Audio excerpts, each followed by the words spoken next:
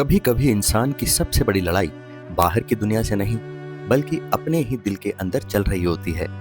एक ऐसा राज जिसे वो किसी से कह नहीं पाता, एक ऐसी गलती जिसे वो भूल नहीं पाता, और एक ऐसा दर्द जो धीरे धीरे पूरी जिंदगी को घेर लेता है। तो सवाल ये है, क्या इंसान अपने अतीत में सच से बच सकता है या फिर वही अतीत एक दिन उसे पूरी तरह तोड़ देता है। नमस्कार दोस्तों, आपका स्वागत है द समरी रूम में।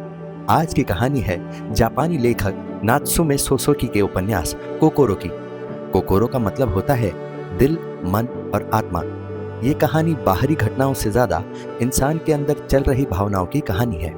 अकेलापन, दोस्ती, प्यार, धोखा और पछतावा, सब कुछ इसमें बहुत गहराई से दिखाया गया है।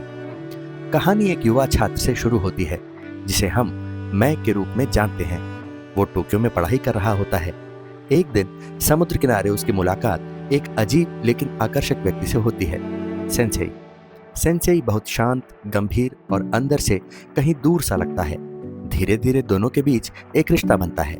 मैं सेंसेई का सम्मान करता है, उससे सीखता है, लेकिन जितना वो उसे जानने की कोशिश करता है उतना ही उसे महसूस होता है कि सेंसेई के दिल में कोई गहरा राज छुपा है। सेंसेई शादीशुदा है, उसके पास एक घर है, एक जीवन है, फिर भी वो अंदर से अकेला है। वो लोगों से दूरी बनाए रखता है और अपने अतीत के बारे में बात करने से बचता है। मैं कई बार पूछता है, लेकिन हर बार सेंसेई सिर्फ मुस्कुरा देता है, जैसे कुछ कहना चाहता हो लेकिन कह नहीं पाता। इसी बीच मैं अपने घर लौटता है, जहां उसके पिता बीमार हैं। अब उसके सामने एक और संघर्ष है, एक तरफ उसका परिवार और दूसरी तरफ सेंसेई के साथ उसका जुड़ाव। यही कहानी थोड़ी धीमी हो जाती है, जैसे नदी किसी मोड़ पर ठहरकर गहरी हो जाए। फिर अचानक कहानी का सबसे महत्वपूर्ण हिस्सा शुरू होता है, सेंसेई का लंबा पत्र। इस पत्र में सेंसेई अपने जीवन का वो सच बताता है जो उसने कभी किसी को नहीं बताया। सेंसेई अपनी युवावस्था के दिनों में लौटता है। उसका एक बहुत करीबी दोस्त था के। दोनों साथ रहते थे, साथ पढ़ते थे और एक दूसरे के बहुत करीब थे। उसी घर में जहां वे किराए पर रहते थे, सेंसेई को घर की बेटी से प्यार हो जाता है। लेकिन कहानी यहीं सरल नहीं रहती, क्योंकि के भी उसी लड़की को पसंद करने लगता है। अब सेंसेई के अंदर एक डर पैदा होता है। उसे लगता है कि अगर उसने कुछ नहीं किया तो वो लड़की के को मिल जाएगी, और यहीं से कहानी एक मोड़ लेती है। सेंसेई बिना के को बताए जल्दी से उस लड़की से शादी का प्रस्ताव रख देता है। जब के को ये सच्चाई पता चलती है तो वो टूट जाता है पूरी तरह से। उसके अंदर का दर्द इतना गहरा होता है कि वो अपनी जिंदगी खत्म कर लेता है। यहीं से सेंसेई की असली सजा शुरू होती है। बाहर से वो एक सामान्य जीवन जीता है, लेकिन अंदर से वो हर दिन खुद को दोष देता है। उसे लगता है कि के की मौत का जिम्मेदार वही है। वो अपनी पत्नी से भी पूरी तरह जुड़ नहीं पाता और धीरे धीरे अपने ही अपराध बोध के अंधेरे में खो जाता है।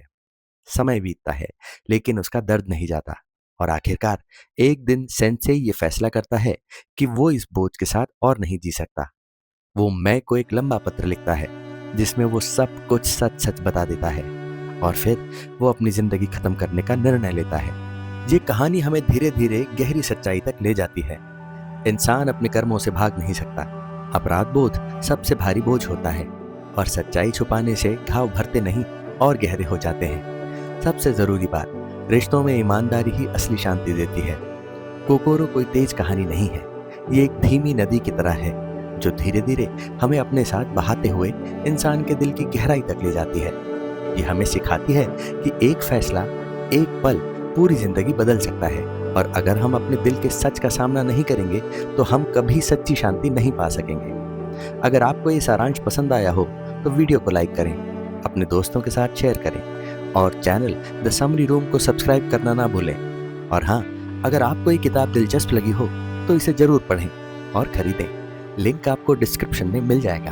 फिर मिलते हैं एक और शानदार किताब के सारांश के साथ। धन्यवाद।